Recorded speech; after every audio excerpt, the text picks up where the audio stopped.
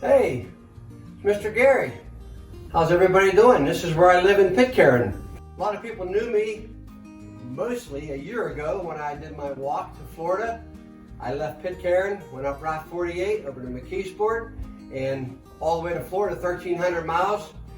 But ever since then, it was a big splash back in the day, but everybody's saying, what have you been doing lately? And I said, well, I just live here in Pitcairn and retired, having a great time. And a young fella named Josh came down and said, you should start a little blog or a little Instagram account, and you got a really cool garage in there, you got a lot going on. So I said, yeah, I could do that. So come on in and we're gonna check it out. This will be number one. It's the life and times of Mr. Gary. What else?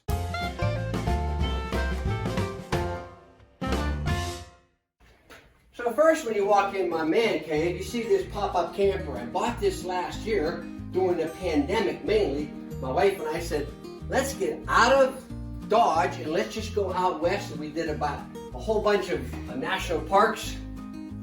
Yeah, so we fill our time with that. So each week I'm going to be doing a little segment of what I do here. So I'm not going to give you the whole thing at once. Let me show you my garage door here. But over here particularly, I had this 1971 tractor that my nephew Rob said, you know, anybody might want this before we throw it away? I said, you gotta be crazy.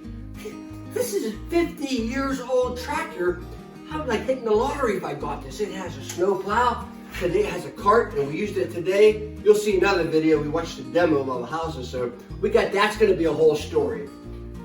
What the heck's over here? This is a 1965 Mercury boat motor. What's missing? The boat. When I got to Florida, I met a guy, and he had built a wooden boat in Pittsburgh, took it to Florida. The poor gentleman had health problems, so we wanted to get rid of it. Here I am in December, hauling the boat back to the burg. That's going to be a whole story when the boat comes back. It's launching next year. So this is where I hang out. My memorabilia stuff up here. I got my tools, my vise. I got a good drill press Grizzly. I got a Craftsman bandsaw, all my stuff. Come on back, let's go a little deeper. Yeah, Pitcairn, this house is 110 years old. And if you note the ceiling, you say, oh my goodness, usually got it ducked down. But no, not this house. About 80 years ago, there wasn't any sewage lines, right? So what they did, the borough said, we got to put sewer lines in. So they put them on the street. They built the street up 4 feet. If you had money back in the day, you would get your house jacked up, and now you're level with the street like mine. The house next door, you walk down into his house. He had a small ceiling. So here I am reaping the benefits of that big deal that happened so many years ago. I got this section back here. It's just for woodworking, okay? I've had this Craftsman saw 40 years, runs like a charm. So we make things here all the time. I'm making whatever I want to do. I got this special little project I'm doing right now. It's called the hook and ring game. You try to put it on that ring over there, okay? It's a lot of fun. Almost made it. So I decided, why don't I make them for a bunch of kids? So I'm getting these baby out. I shipped one to Florida, and that's just a little project, something we're doing. There's my router table. So I got this door over here. I just started sanding this down. Isn't that cool? What's inside the other door? What else? Bicycles.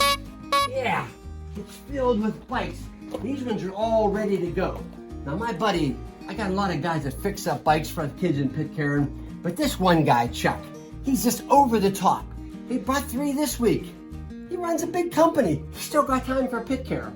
So, but back in the day, this would be filled with coal. It was a coal cellar. And the coal would come in, probably a horse and buggy off the street, and then you had a big furnace down here. See this big chimney? That's why all the houses in Pitcairn are filled with black soot when you get up into the attics and everything. Nothing you can do about it. They're there to stay. But yeah, this was filled with coal all the way up. You'd be shoveling it into the furnace all the time. You see those steps up there? Yeah. They go upstairs, and guess who lives there? Mrs. Gary. Does Mrs. Gary like coming down here? Not at all. And I prefer it that way because, you know, it's a man cave. I do my thing down here, she does hers. Everybody's happy. It's just a little glimpse of what's going on. I got a lot of little things we could be doing down the road, but each week I'll send out a little news clip or a video of what's going on, and yeah, let's just step outside real fast. We'll just finish this up today by going outside looking at my yard real fast.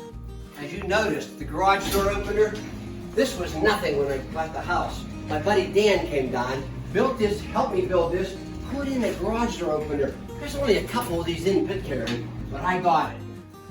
I got this little porch out here, sit out here in the summertime. It's beautiful. I got some gardens over here.